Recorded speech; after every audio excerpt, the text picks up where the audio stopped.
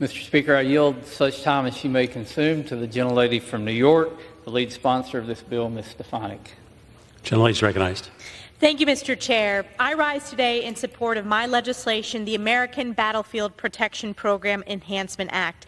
And I want to take the time to thank our Chairman, Bruce Westerman, and the Ranking Member for their support throughout this process, both in committee but also visiting with so many communities that understand the importance of preserving and protecting these most hallowed grounds.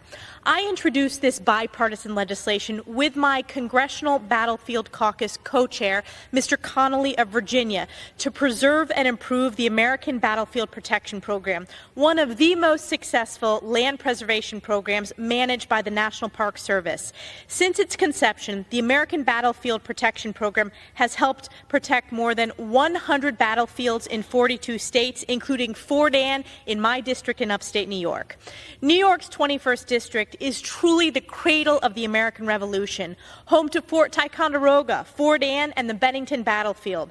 But as people across upstate New York and the North Country will proudly tell you, our deep military history extends beyond the Revolution and incorporates many important battlefields from the French and Indian War through the War of 1812. I grew up going to these historic sites, and I consider them part of the classroom of my childhood education. And for years, I have been proud to lead the charge to preserve these historic battlefields in Congress as the co-chair of the Congressional Battlefield Caucus. It's critical that we preserve and honor the places Americans gave their last full measure of devotion in order to ensure future generations of Americans learn the lessons of those sacrifices on these very hallowed grounds. This bill also allows nonprofits and tribes to apply to the program directly instead of having to go through a government sponsor. Removing this burdensome hurdle cuts through bureaucracy, allowing these entities to be more efficient and effective in preserving our endangered battlefields.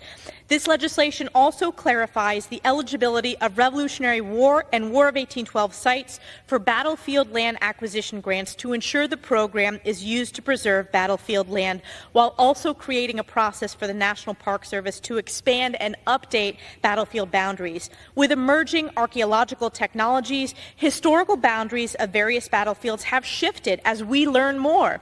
Without the program improvements in my bill, portions of battlefields with newly discovered historic importance stand to be lost. We must not allow this to happen, and instead strive to ensure these critical pieces of our history, our most hallowed history, are preserved for future generations. I urge my colleagues to join me in support of the bipartisan American Battlefield Protection Program Enhancement Act to ensure these battlefields continue to be preserved for years and generations to come. Thank you, and I yield back.